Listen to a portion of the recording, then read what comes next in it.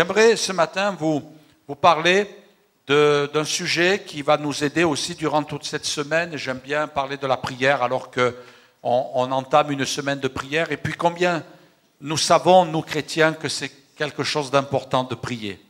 Mais à la fois, c'est quelque chose qui n'est pas facile. C'est peut-être la chose la plus difficile de la vie chrétienne. Prier, prier, prier, prier. Et puis, il faut sans cesse se rappeler, il faut sans cesse revenir à la charge. Et je crois que la prière, c'est comme le sport. On n'a peut-être pas envie, mais une fois que c'est fait, une fois qu'on a passé du temps, on est content, on se sent bien. Notre corps en avait besoin, il réclamait. Eh bien, quand on prie, c'est pas évident, mais quand on a passé un temps dans la prière, on a été béni, on a été encouragé. Même si le terrain a été dur, eh bien, on bénit le Seigneur parce qu'on a passé du temps dans sa présence. Et puis, Jésus insiste. Pourquoi Jésus nous dit de prier? Pourquoi Jésus nous dit de prier? Et Jésus insiste sur la prière. Il met l'accent sur la prière. Dans l'évangile de Luc, chapitre 18, verset 1er, il est dit, Jésus leur adressa une parabole pour montrer qu'il faut toujours prier. Il faut toujours prier. Il faut toujours prier et ne point se relâcher. Gardez bien ce verset, répétez-le avec moi pour que vous puissiez bien le mémoriser. Il faut toujours prier et ne point se relâcher. Allez avec moi. Il faut toujours prier et ne point se relâcher. Voilà, Jésus nous montre qu'il faut toujours prier et point se relâcher. Il dit, il y avait dans une ville un juge qui ne craignait point Dieu et qui n'avait d'égard pour personne. Il y avait aussi dans cette ville une veuve qui venait lui dire « Fais-moi justice de ma partie adverse ». Pendant longtemps, il refusa. Mais ensuite, il dit en lui-même, quoique je ne craigne point Dieu et que je n'ai d'égard pour personne, néanmoins, parce que cette veuve m'importune, je lui ferai justice, afin qu'elle ne vienne pas sans cesse me rompre la tête. Le Seigneur ajouta, entendez ce que dit le juge inique, et Dieu ne fera-t-il pas justice à ses élus qui crient à lui jour et nuit, et tardera-t-il à leur égard? Je vous le dis, il leur fera promptement justice. Mais quand le Fils de l'homme viendra, trouvera-t-il la foi sur la terre? Amen. La prière, c'est quelque chose qui est important. Jésus a dit, il faut toujours prier et ne point se relâcher. Pourquoi? Parce que le Seigneur sait qu'on se relâche. Ça fait partie de notre nature. Parce que c'est une activité, parce que c'est un travail, parce que c'est une charge, la prière. Passer du temps dans la prière, c'est pas facile. Et puis, quand on se met à prier, moi j'ai entendu toutes sortes de choses. Pasteur, quand je prie, il y a une foule de pensées qui viennent dans mon esprit. Pasteur, quand je prie 3 minutes, après je ne sais plus quoi dire. Pasteur, quand je prie, j'ai entendu, je m'endors. Quelqu'un me disait, quand je prie, je dors. Ben, c'est déjà pas mal, hein? Parce qu'il y a des gens, ils ont du mal à dormir aussi. Hein? Et puis c'est vrai que c'est un combat. Oh, quand je prie, je suis attaqué, parce que le diable n'aime pas la prière. Il faut toujours prier. Et puis la prière, on le voit ici, quand le Fils de l'homme viendra, trouvera-t-il la foi sur la terre? La prière, c'est le révélateur de l'état de notre foi. Si tu pries, ta foi, elle est entretenue. Si tu ne pries pas, ta foi est en danger.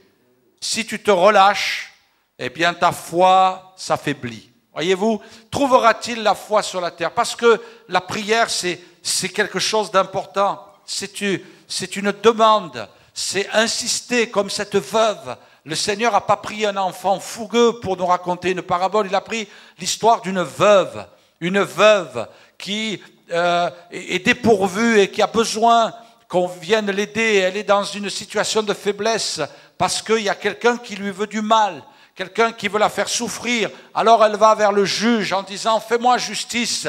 Il y a de ma partie adverse, il y a quelqu'un qui me veut du mal.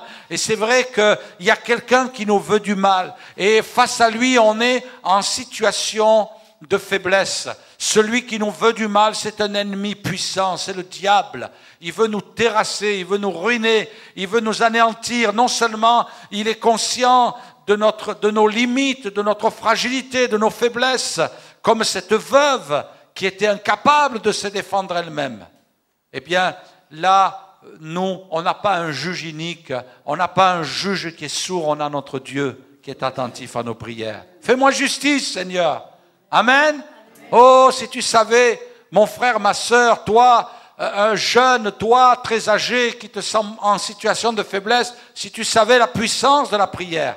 Et le Seigneur dit, il faut toujours prier et point se relâcher.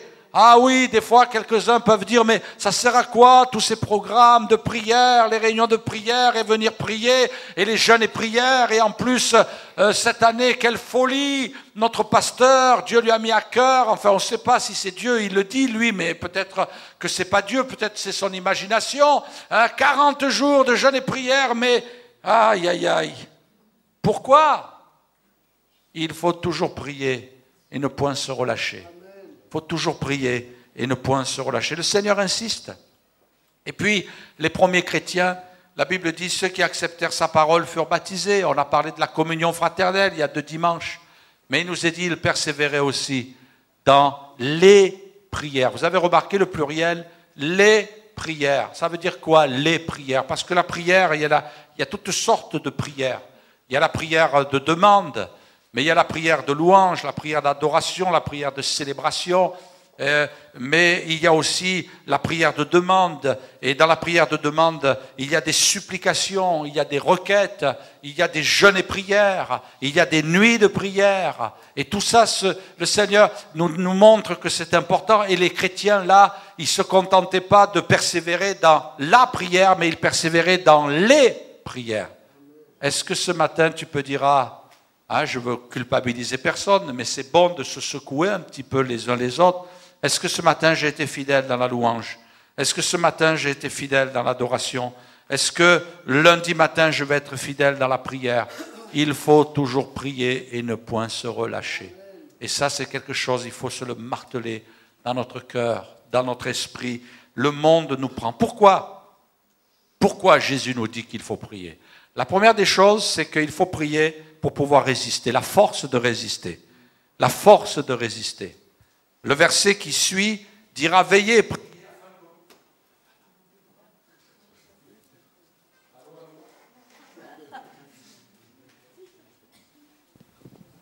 Voilà, heureusement qu'il y a des solutions de remplacement. Pour les micros, pas pour le pasteur.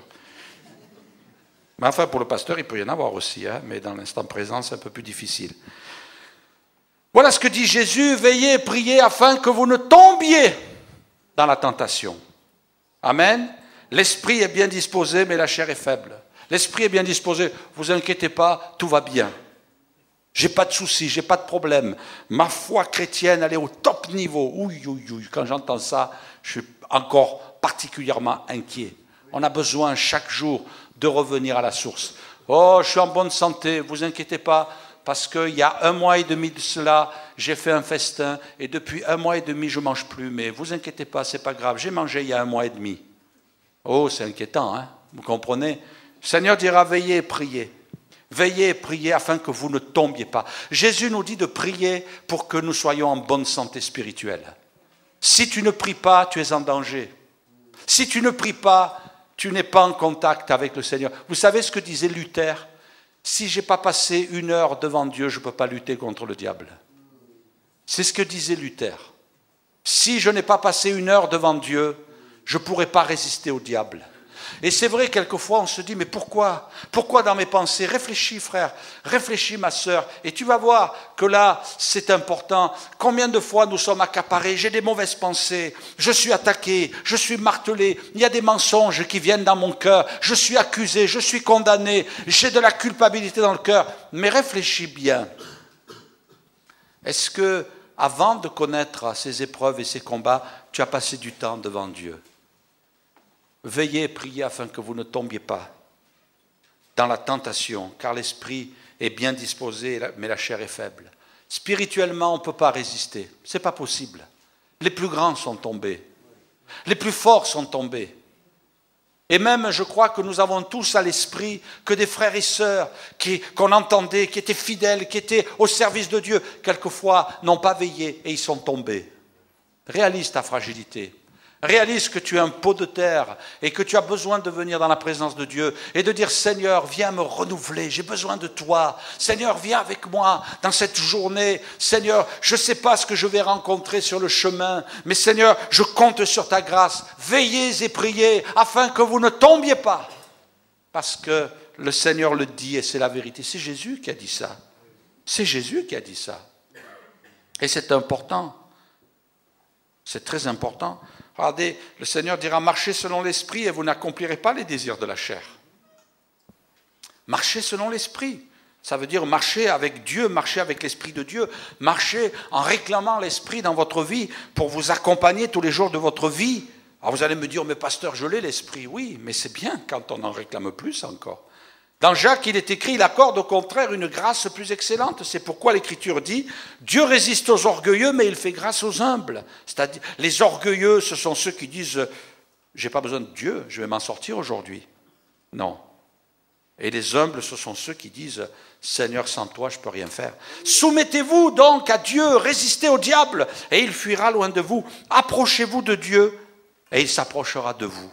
Nettoyez vos mains, pécheurs, purifiez vos cœurs, humiliez, hommes irrésolus, sentez votre misère, soyez dans le deuil et dans les larmes, que votre rire se change en deuil, votre joie en tristesse. Humiliez-vous devant le Seigneur et il vous élèvera. Résistez au diable. Mais Seigneur, comment je peux résister? Approchez-vous de Dieu. Approchez-vous de Dieu. Résistez au diable, approchez-vous de Dieu et il fuira loin de vous. Mais si je ne m'approche pas de Dieu, si je n'ai jamais de contact avec Dieu, tu crois qu'on peut résister au diable? Non, il rigole, il se moque de nous.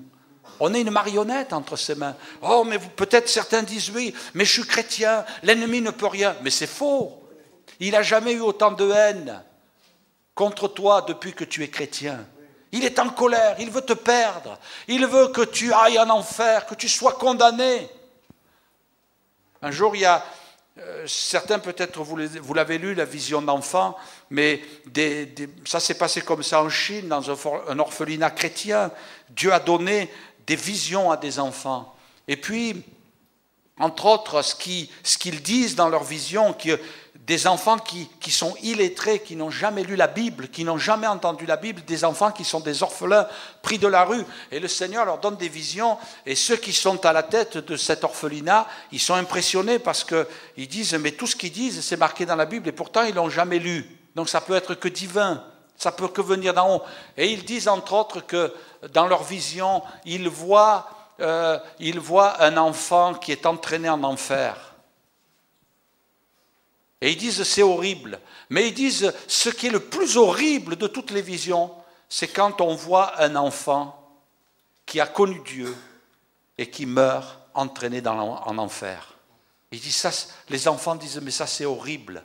Et ils disent voir des démons qui sont là, qui attendent que cet enfant qui a abandonné Dieu pousse son dernier soupir. Et il y a une grande joie. Et en l'entraînant en enfer, ils sont en train de le faire souffrir, de le martyriser. Oh, c'est une vision, c'est une image. Mais peut-être que c'est proche de la vérité. Mais toujours est-il que l'enfant de Dieu, il y a un acharnement contre lui. Mais Dieu nous a donné sa puissance, alléluia.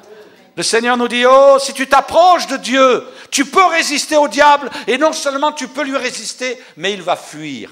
Alléluia. Il va fuir. La force de résister. Jésus nous dit de prier parce qu'il nous donne aussi la force de déplacer les montagnes. Alors les disciples s'approchèrent de Jésus et lui dirent en particulier, pourquoi n'avons-nous pu chasser ce démon ?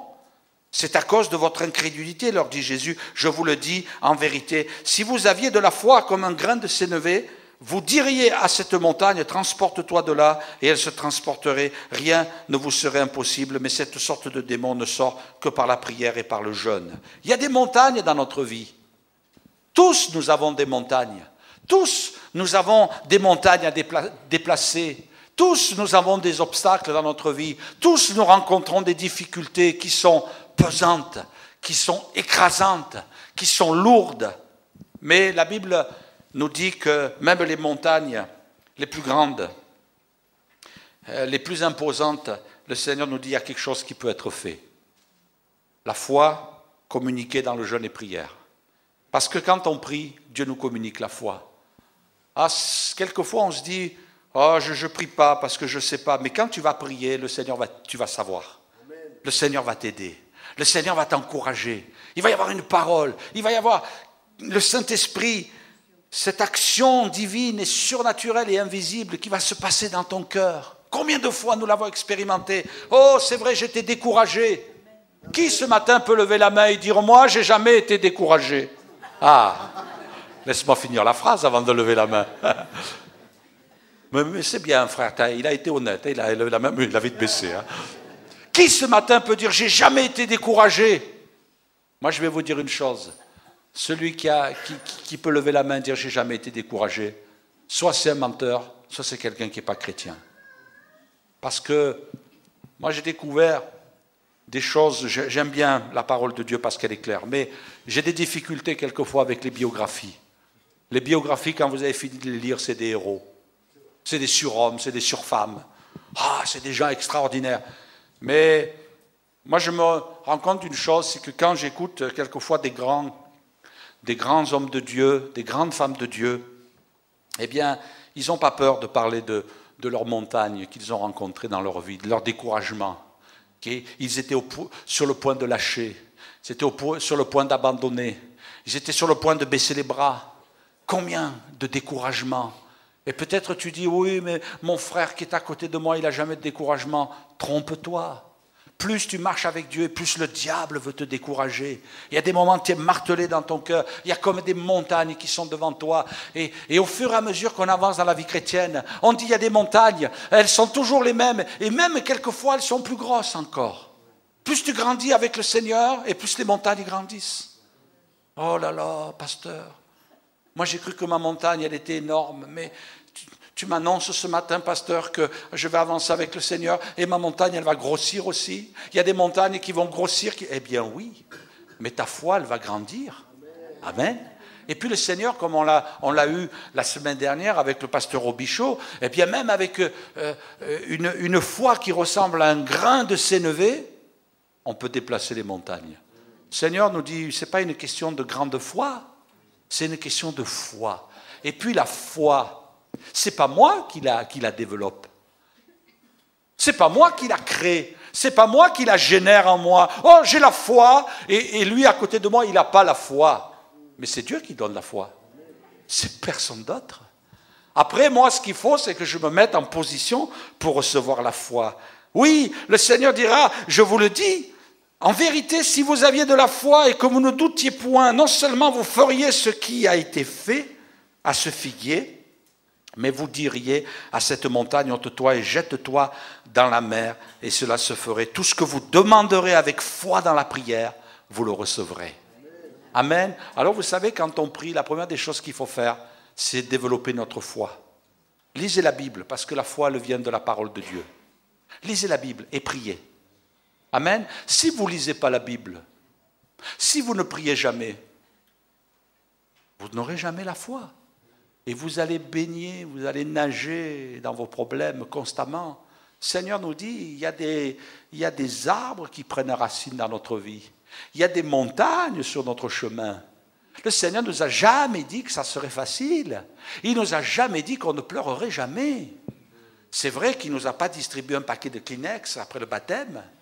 Mais il y a des moments de larmes, il y a des moments d'adversité, il y a des moments de découragement. Mais le Seigneur a dit, prenez courage. Prenez courage, je suis avec vous. Et puis le Seigneur dira, c'est vous maintenant, avec la foi. Alors il faut se mettre au travail. Le Seigneur leur a dit, il faut toujours prier. Et l'apôtre Paul insiste en disant, priez sans cesse. Priez sans cesse. Ah Seigneur, c'est dur. Oui, c'est dur. Mais le diable essaiera toujours de te détourner de la prière. Et puis, vraiment le texte qui s'est imposé, c'est surprenant, nous les pasteurs, comment on construit des messages. Mais ce qui m'a vraiment alerté sur ce message, c'est le point qui suit, la force d'échapper. Jésus dira, veillez donc et priez en tout temps, afin que vous ayez la force d'échapper à toutes ces choses qui arriveront et de paraître debout devant le Fils de l'homme. La force d'échapper. C'est le texte qui m'a travaillé et qui a donné naissance à ce message. Et puis, la force d'échapper. Waouh, ça m'a fait réfléchir. Et puis, j'ai réfléchi de telle manière que je n'avais jamais réfléchi de cette manière-là. Et j'ai compris des choses. Et ce matin, je voudrais les partager avec vous. La force d'échapper. Vous n'avez pas l'impression, aujourd'hui, ce n'est pas un phénomène qui est aujourd'hui précisément, mais il y a des des alertes de la part de Dieu dans notre cœur, et je crois que vous le ressentez, pasteur, en quel temps nous sommes. Mais moi j'ai été interpellé parce que comme vous, je prie pour ça, et puis je dis Seigneur, il y a des lois qui sont sur le point de passer dans notre pays, des lois, Seigneur, moi je ne veux pas entrer dans le rejet de l'être humain, mais on parle du péché, on ne parle pas du pécheur, on est bien d'accord, on parle du péché. Mais ta parole me dit que quand même l'homosexualité qui prend place dans notre pays par rapport à des lois, pas seulement au niveau des pratiques, mais je ne sais pas comment vous raisonnez, mais moi je raisonne, je me dis si des lois prennent place, on va banaliser l'homosexualité. Et puis si on banalise l'homosexualité parce qu'on en parle dans les écoles, parce qu'on dit que c'est une tendance, ça fait partie de la nature humaine, eh bien la Bible ne dit pas ça. Et puis si on met des lois en place, ça veut dire que, eh bien, on banalise et puis on laisse ces choses s'établir. Alors il est bien évident qu'il n'est pas question d'entrer en guerre contre ces gens qui souffrent ou qui vivent l'homosexualité. Je crois que Dieu veut venir en aide, mais comment pouvons-nous venir en aide de quelqu'un qui ne sent pas une anomalie dans sa vie? S'il dit c'est normal, alors c'est des choses qui vont prendre place. Et puis toutes ces choses-là, elles nous pénètrent, et puis non seulement elles nous pénètrent, mais elles pénètrent aussi nos enfants. Parce que nous, on se dit, oulala, on ne peut pas accepter ça, mais nos enfants, eux, ils sont baignés dans ces informations. Et puis, eux, ils banalisent les choses que Dieu condamne. On a du travail à faire, mes frères et sœurs. Vous savez, faites votre compte. Je ne vous demande pas de répondre à haute voix, mais combien de temps nos enfants passent devant la télévision? Combien de temps ils passent à l'école? Combien ils passent en dehors de la maison de temps? Combien de temps ils passent dans la maison de Dieu? On a du travail à faire. Et toutes ces pensées finissent par pénétrer nos enfants. Et on a besoin de la grâce de Dieu. Et ici, le Seigneur dira la force d'échapper. Mais ça veut dire quoi? Ça veut dire que le diable va essayer de nous clouer au sol afin que le péché devienne une banalité, afin que le mal devienne quelque chose de tout à fait normal. Et puis, la Bible me dit une chose aussi, mes frères et sœurs, et je ne veux pas faire une fixation, mais la Bible me dit qu'il en sera comme du temps de Noé. Du temps de Noé, les hommes mangeaient, buvaient, achetaient, vendaient, se mariaient, mariaient leurs enfants. Et là, on voit ce système du commerce et des loisirs. Et puis de plus en plus, vous avez remarqué combien on est manipulé. Moi j'appellerais ça de la manipulation avec tout ce système d'argent, de profit, de richesse. On est dans un monde qui ne parle que de ça, d'argent, des banques et du travail et du chômage. C'est vrai que dans certains domaines c'est un drame quand on n'a pas ce qu'il faut pour vivre. Mais on est manipulé. Il faut gagner beaucoup d'argent, il faut travailler très dur, très fort. Et nos enfants, il faut les pousser. Mais on les pousse où?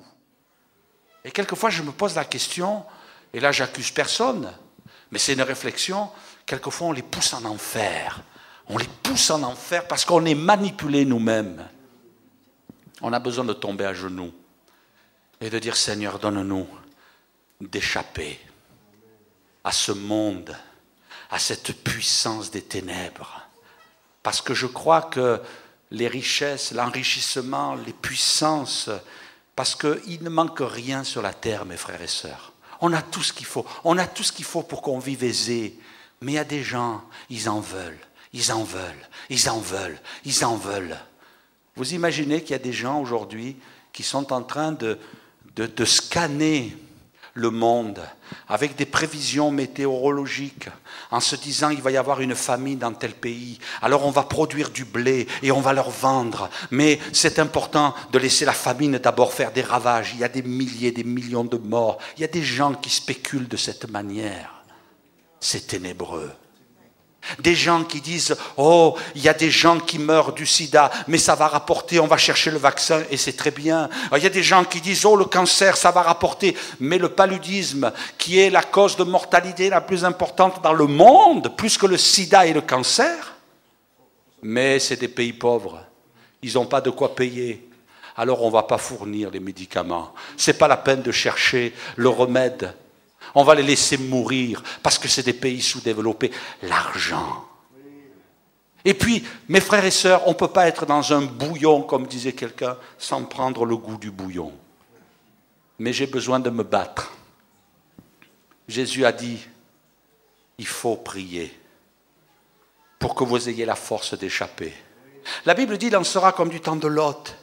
Vous avez analysé la situation de Lot à son époque?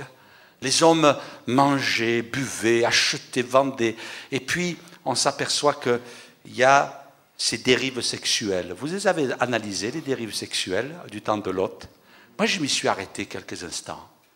Quand les gens sont arrivés dans la maison de Lot, il y avait des enfants qui étaient devant. Relisez, vous verrez, il y avait des enfants qui étaient là. Il y avait des grands. Et puis, qu'est-ce que les enfants faisaient? Ils disaient, fais sortir les hommes là, on va les connaître. Relations sexuelles avec même les enfants. Donc, moi, ma conclusion, elle est rapide, vous savez. Il y avait des problèmes de pédophilie. Il y avait des problèmes d'homosexualité. Il y avait des problèmes de viol. Ah, hier soir, je ne sais pas si vous avez écouté les infos, moi j'ai été atterré, j'ai pris ma machine de calcul et je dis, c'est pas possible. Toutes les 8 minutes en France, mes frères et sœurs, toutes les 8 minutes en France, il y a une femme violée. Je dis, c'est pas vrai. J'ai réécouté, je dis, toutes les 8 minutes, je crois que ça fait plus de 100 femmes violées par jour.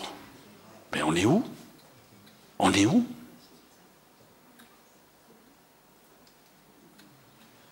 Les dérives sexuelles. Vous ne croyez pas qu'on développe chez nos enfants des appétits charnels qui devraient naître en eux au bon moment, mais qui deviennent des prématurés dans la vie sexuelle, des dérives sexuelles. Priez pour que vous ayez la force d'échapper. On est dans un monde où il y a un esprit de séduction, un monde où le diable est en train d'aiguiser ses armes. Et puis quelque part, pour moi, ces lois qui se sont implantées dans plusieurs pays pour reconnaître, pour approuver, ou pour dire on va mettre en place des lois pour des mariages d'homosexuels, pour que des enfants soient adoptés dans des couples homosexuels. Non seulement l'homosexualité, et je mesure mes mots et j'assume ce que je dis, c'est un drame pour notre société, c'est un drame pour nos familles. Il faut prier pour ça, mais on est en train d'installer quelque chose, de mettre quelque chose en place. On a besoin de bagarrer pour ça. Priez pour que vous ayez la force d'échapper. Non seulement nous, mais les générations qui montent derrière nous. Et je voudrais, un dernier point avec vous, vous ayez la force de triompher. Après l'avoir saisi et jeté en prison, ils le mirent, Pierre, ils le mirent sous la garde de 4 escouades, de 4 soldats chacune, avec l'intention de le faire comparaître, c'est-à-dire de le faire exécuter devant le peuple après la Pâque. Pierre, donc, était gardé dans la prison. Et notez ce qui est écrit, l'Église ne cessait d'adresser pour lui des prières à Dieu. Est-ce que vous êtes d'accord si je vous encourage à relire ce verset de la Bible avec moi à haute voix? L'Église ne cessait d'adresser pour lui des prières à Dieu. On le relit ensemble. L'Église ne cessait d'adresser pour lui des prières à Dieu. Amen. Eh bien, regardez ce qui s'est passé la nuit qui précéda le jour où Hérode allait le faire comparaître. Pierre, lié de 2 chaînes, dormait entre 2 soldats. Et des sentinelles devant la porte gardaient la prison. Et voici un ange du Seigneur survint, et une lumière brilla dans la prison. L'ange réveilla Pierre en le frappant au côté et en disant « Lève-toi promptement », les chaînes tombèrent. Amen. Quand l'Église prie, les chaînes tombent. Alléluia. Quand l'Église prie, les chaînes tombent. Les chaînes tombèrent. Gloire à Dieu pour les chaînes qui tombent. L'équipe de ménage, elle aspire des chaînes. Dans l'aspirateur, sur la moquette, il y a des chaînes qui sont là, qui sont tombées. Alléluia. Et il faut prier pour ça. Les chaînes tombèrent de ses mains. Et l'ange lui dit, mets ta ceinture et tes sandales. Et il fit ainsi. L'ange lui dit, enveloppe-toi de ton manteau et suis-moi. Pierre sortit et le suivit, ne sachant pas que ce qui se faisait par l'ange fût réel, il s'imaginant avoir une vision. Lorsqu'ils eurent passé la première garde, puis la seconde, ils arrivèrent à la porte de fer qui mène à la ville et qui s'ouvrit d'elle-même devant eux. La porte de fer, les portes de fer qui s'ouvrent. Alléluia. Pourquoi? Parce que l'Église priait. L'Église priait, alors les portes de fer s'ouvrent. Alléluia. Ils sortirent, s'avancèrent dans une rue. Aussitôt, l'ange quitta Pierre. Les portes de fer.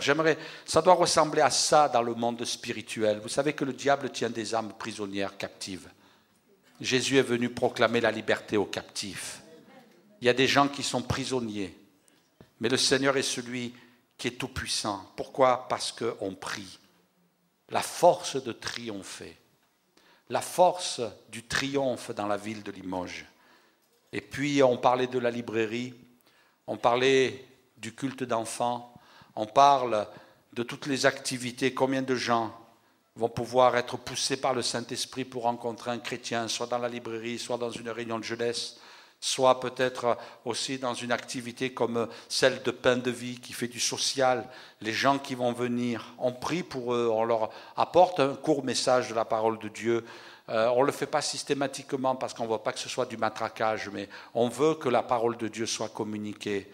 Et puis notre témoignage aussi, la force de triompher.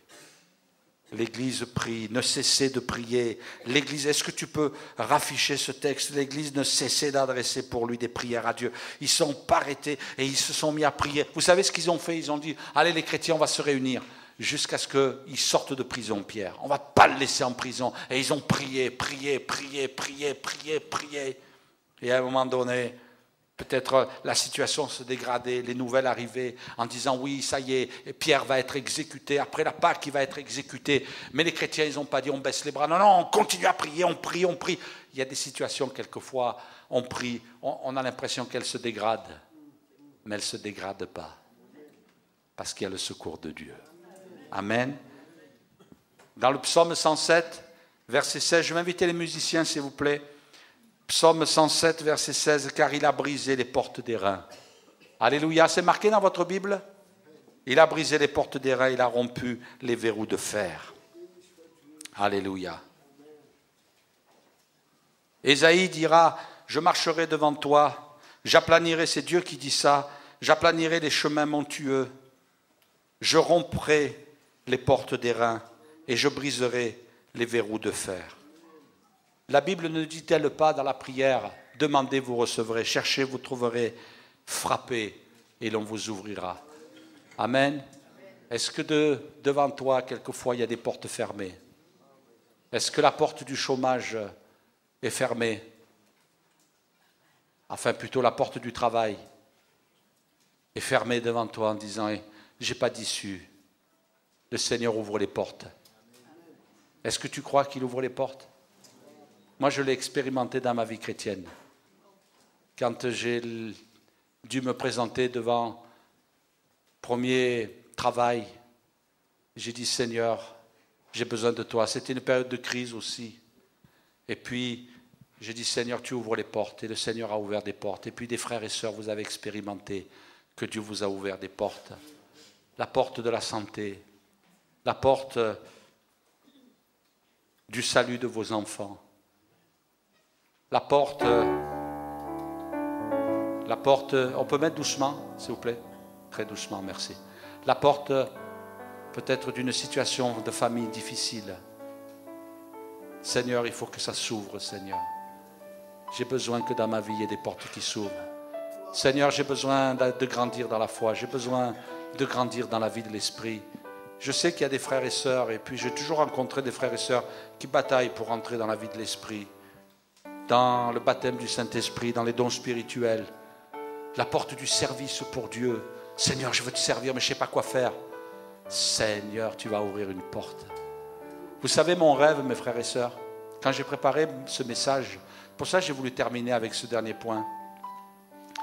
J'ai dit, Seigneur, je crois de tout mon cœur que dans ton église, il y a des frères et sœurs qui sont devant des portes fermées. Et quand j'ai préparé ce message, j'ai dit, Seigneur, Moi, je ne peux pas l'ouvrir pour eux. C'est eux qui doivent mener leur combat. Je ne peux pas mener des combats. Personne ne peut mener des combats que c'est vous qui devez mener. Mais Seigneur, je te demande une chose. C'est que cette semaine, on va se mettre à genoux, on va prier. On va prier, on ne va pas se relâcher. C'est dur de prier. C'est dur de jeûner, Seigneur. Mais Seigneur, je te prie pour que cette semaine, il y ait des portes qui s'ouvrent. Alléluia. Des portes qui s'ouvrent. Est-ce que tu crois que la porte qui est fermée dans ta vie, elle va s'ouvrir? Oui, parce que le Seigneur le dit. Je vais ouvrir des portes. Et quand l'Église a prié, et puis là, on va prier avec toi, tu vas peut-être dire, Seigneur, j'ai besoin de ton secours pour mon travail. Et l'Église va dire Amen. Alors c'est l'Église qui va prier avec toi. Moi, je crois de tout mon cœur qu'il y a des prières. C'est dans l'Église qu'on doit les mener. Il y a des prières, je les mène seul. Et je sais que Dieu entend, je sais que Dieu exauce. Mais à des moments, le Seigneur me dit, tu vas la prier, cette prière dans l'Église. Pour que tes frères et sœurs disent Amen. Quand quelqu'un prie, dit Amen. Ça veut dire, je suis d'accord avec lui, je prie avec lui. Ça donne de la force. Cette semaine, tu as le rendez-vous de Dieu. Le Seigneur t'attend. Il y a des frères et sœurs, je vous le dis d'une manière prophétique ce matin. Il y a des frères et sœurs, vous allez voir la porte de la guérison qui va s'ouvrir. Vous allez voir des problèmes réglés cette semaine. Vous allez voir d'abord peut-être certains qui bagarrent avec des péchés. Vous allez voir des chaînes tomber cette semaine. Peut-être il y a quelqu'un qui bagarre pour son mari, quelqu'un qui bagarre pour son épouse, quelqu'un qui a besoin de prier pour son enfant. Viens prier. Le Seigneur te dit, viens, la porte va s'ouvrir. Parce que moi, j'ouvre les portes des reins. Gloire à Dieu. Je fais sauter les verrous de fer, nous dit le Seigneur. Alors ce matin, je veux croire. Je ne vais pas me laisser faire. Peut-être que dans ma vie, peut-être que lorsque je serai devant le Seigneur, je vais paraître devant lui avec des cicatrices. Je vais paraître avec des blessures. Peut-être je vais paraître devant lui parce que j'aurais vécu aussi des échecs. Mais je vais lui dire une chose, Seigneur, peut-être pas assez, mais je vais lui dire, je me suis battu, Seigneur. Je ne me suis pas laissé faire. L'ennemi, il m'a mis des coups, mais je ne vais pas me laisser faire. Je ne me suis pas laissé faire, Seigneur. J'en ai donné aussi. Est-ce que tu veux donner des coups? Est-ce que tu veux montrer à l'ennemi qui tu es? Tu veux montrer que tu es un chrétien? Oui, c'est vrai, je suis un chrétien. Je suis passé par les eaux du baptême. Mais je suis un chrétien qui se bat. Un chrétien qui combat le bon combat de la foi. Un chrétien qui se met à genoux. Parce que quand un chrétien se met à genoux, il peut se lever une armée. On le voit dans l'histoire de David. Il peut se lever une armée puissante. Quand un chrétien se met à genoux, l'armée, elle fuit. Alléluia. Alléluia. Laissez-moi terminer avec ce passage. J'écris à l'ange de l'église de Philadelphie. Voici ce que dit le saint, le véritable, celui qui a les clés de David, celui qui ouvre. Mes frères et sœurs, gardez ce texte dans votre cœur. Celui qui ouvre et personne ne fermera. Celui qui ferme et personne n'ouvrira. Il y a des portes, Seigneur, ferme-les. Mais il y a d'autres portes, ouvre-les. Alléluia. Oh Seigneur, ce matin, je m'attends à toi. Je veux compter sur ta grâce.